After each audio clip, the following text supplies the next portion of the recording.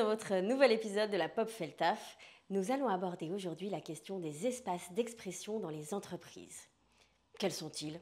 À quoi servent-ils? Font-ils toujours du bien ou sont-ils parfois peut-être ravageurs pour les individus, le collectif, voire les organisations tout entières? Pour répondre à cette très vaste question, replongeons-nous dans la série Caméra Café qui fut diffusée à raison de 570 épisodes en Access Prime Time au début des années 2000 et largement offerte au pied du sapin en DVD.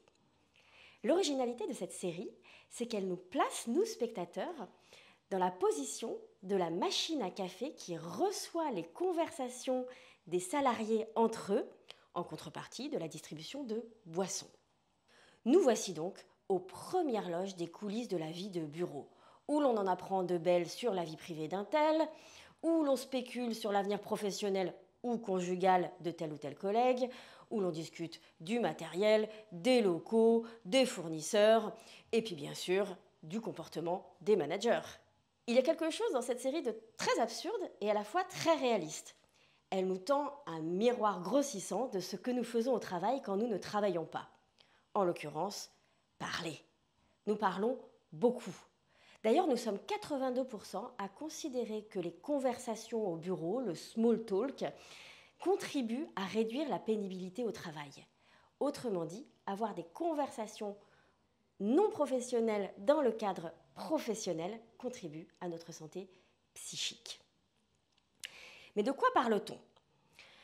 Alors, 69% d'entre nous reconnaissent qu'ils parlent principalement des petits potins de la boîte. Moins sympa, nous sommes 63% à reconnaître que nous bitchons, nous disons du mal de nos collègues et éventuellement, préférablement, voire de nos managers.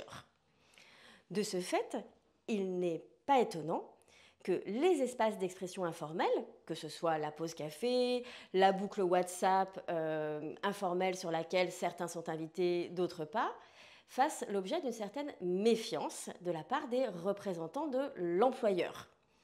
On y craint effectivement que des choses non corporate y soient dites, que des rumeurs y circulent. On peut aussi y craindre que ces espaces soient le lieu de la discrimination, du harcèlement, comme ce fut le cas par exemple avec la Ligue du LOL il y a quelques années, ou bien de l'exclusion, parce que finalement, en être ou ne pas en être, eh bien, ça peut produire chez les uns ou chez les autres un sentiment de pouvoir, ou au contraire un sentiment de dépossession et de mise à l'écart, qui peut constituer une dégradation des conditions de travail. Il existe aussi en entreprise des espaces d'expression formels.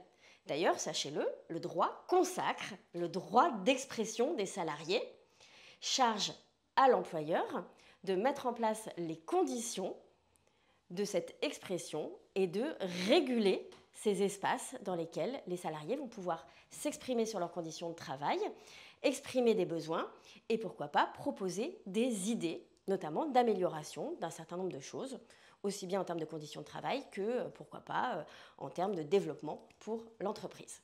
Au-delà des obligations légales, de plus en plus d'entreprises mettent en place des espaces d'expression destinés soit à soutenir les salariés, ça peut être par exemple du soutien psy, ça peut être du coaching au moment d'une prise de poste, voilà, des choses comme ça, soit à comprendre pourquoi une situation se dégrade. On va par exemple faire une analyse de la situation de travail, un diagnostic social, soit tout simplement à suivre au long cours l'état du corps social, ce qu'il pense, ce qu'il ressent, ce qu'il perçoit.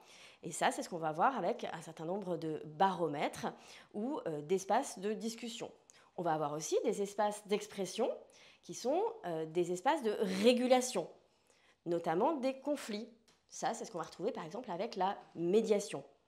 Et puis on a encore des espaces de concertation qu'on va trouver notamment par exemple quand il s'agit de faire des transformations, où c'est plutôt intelligent d'aller écouter son corps social en amont sur ce qu'il attend, ce qu'il craint, ce qu'il espère, et la façon dont il voit les choses pour un avenir qui va modifier peut-être les équilibres et les modalités de travail. Alors tous ces espaces d'expression, c'est très bien, pourvu bien sûr que la parole s'y libère.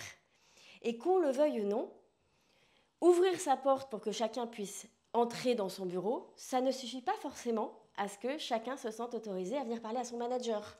Ouvrir un espace d'expression pour que chacun puisse s'exprimer, ça ne suffit pas forcément à ce que les uns et les autres lèvent leurs freins, passent par-delà leur autocensure et bien sûr la crainte des conséquences que pourrait avoir leur expression, notamment si cette expression elle est particulièrement critique. Aussi, nous ne pouvons que recommander de faire appel à des tiers externes pour certains de vos espaces d'expression.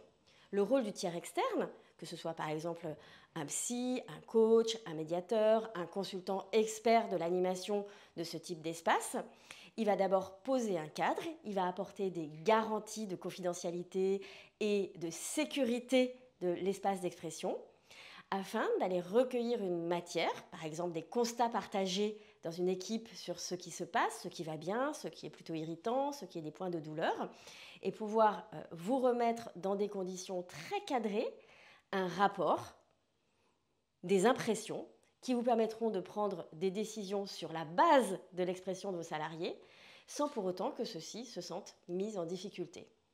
Alors, n'attendez pas que votre gentil théâtre Caméra Café se transforme en cauchemar dans l'open space pour vous faire accompagner, pour construire vos espaces d'expression, pour les animer et pour les réguler.